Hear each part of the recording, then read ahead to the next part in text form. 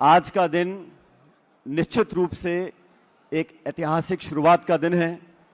आप सब लोग अलग अलग राज्यों से, असम से, कर्नाटक से, तमिलनाडु से, तेलंगाना से, उत्तर प्रदेश, बिहार, हर जगह से आज यहाँ मौजूद हैं। मैं विशेष रूप से धन्यवाद देना चाहता हूँ अनिल जी का। आप सबको आमंत्रित किया और हम सब लोग आज इकट्ठा हुए हैं ये संकल्प लेने के लिए कि आने वाले समय में जो ऐतिहासिक लड़ाई कांग्रेस पार्टी ने लड़ी है, सामाजिक न्याय की, सबको साथ लेकर चलने की, गरीब, दबे कुचले पिछड़े लोगों की, ग्रामीण क्षेत्र में रहने वाले वो किसान वर्ग, वो लोग जो सक्षम नहीं है अपना संघर्ष लड़ने के लिए, उनकी आवाज बनने का काम कांग्रेस पार्टी कर रही है। मैं विशेष रूप से धन्यवाद देना चाहता हूं राहुल गांधी जी का। जब उन्होंने देश में तकरार देखी, टकराव देखा, तो भारत जोड़ने के लिए भारत जोड़ो यात्रा निकाली, कन्याकुमारी से कश्मीर तक लोगों को जोड़ने का काम किया। लेकिन उस समय उन्होंने पुरजोर तरीके से एक मांग रखी थी कि हमारे जो पिछड़े वर्ग के लोग हैं उनकी पहचान हो, उनकी गिनती हो। और यह संकल्प लिया पार्टी ने, कांग्रेस वर्किंग कमेटी ने, कि देश में एक जनगणना ऐसी हो जहां हर ओबीसी के व्यक्ति की गिनती हो, उसकी पहचान हो। और मैं धन्यवाद देना चाहता हूं तमाम कांग्रेस कार्यकर्ताओं का, देश भर के हमारे साथियों का, कि राहुल गांधी जी के ऐलान पर हम सब ने दबाव बनाया और वो जिद्दी सरकार जो 11 साल से आज शासन में है, वो लोग जिनका विश्वास ना तो संवैधानिक पदों में है, ना संवैधानिक संस्थाओं में है, ना संविधान में है, उनको और प्रधानमंत्री जी को मजबूर होकर जातिगत जनगणना को मानना पड़ा।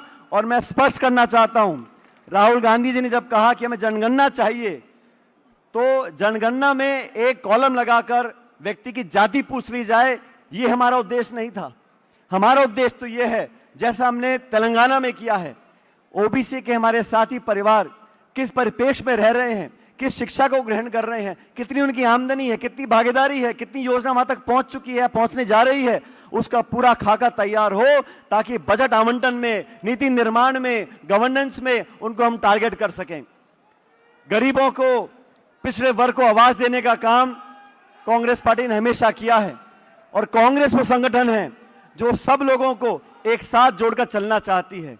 आज इस अधिवेशन के माध्यम से पूरे देश भर के कांग्रेस के कार्यकर्ता, कांग्रेस नेता इकट्ठा हुए हैं। अभी खड़गे साहब यहां पर आएंगे, राहुल जी भी यहां पर आएंगे। और एक संदेश हमें लेकर जाना है साथियों। इस देश में आज जो लोग शासन कर रहे हैं, उन्होंने जाति, धर्म, बिरादरी, समुदाय के नाम पर लोगों को बांटने का काम किया है। हम लोग जोड़ने का काम करते हैं।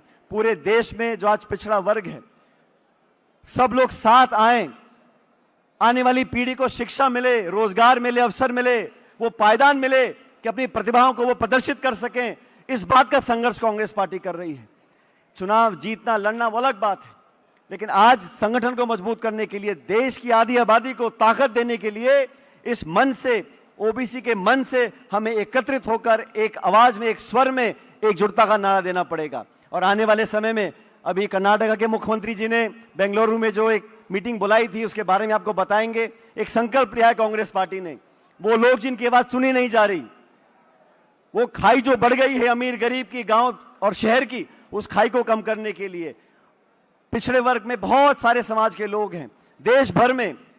जनगणना में आखिरी आंकड़े सामने आएंगे, लेकिन आधी से ज्यादा आबादी आज पिछड़ा वर्ग की है। उनको संगठित करें, उनको सम्मिलित करें, उनको संयोजित कर कर आगे बढ़ने का काम कांग्रेस पार्टी ने बीड़ा उठाया है। और राहुल गांधी जी ने तमाम कठिनाइयों के बावजूद, तमाम आपत्तियों के बावजूद ओबीसी, पिछड़ा, किसान, गरीब की आवाज उठाने का काम किया है। मैं इस मंच से सादर धन्यवाद देना चाहता हूं राहुल गांधी जी का, कि ओबीसी ने पहले भी यहां पर कार्यक्रम किए, लेकिन अनिल जी को, तमाम नेताओं को जो प्रोत्साहन मिला, इतना बड़ा आयोजन पूरे देश में, आज पूरे देश की निगाह आज दिल्ली पे है, वो राहुल गांधी जी की प्रेरणा से है और खड़गे जी के सानिध्य से है। मैं बहुत बहुत धन्यवाद देना चाहता हूं और आप सब लोगों को यहां पर आने का बहुत बहुत साधुवाद देता हूं। बहुत बहुत शुक्रिया। जय हिंद।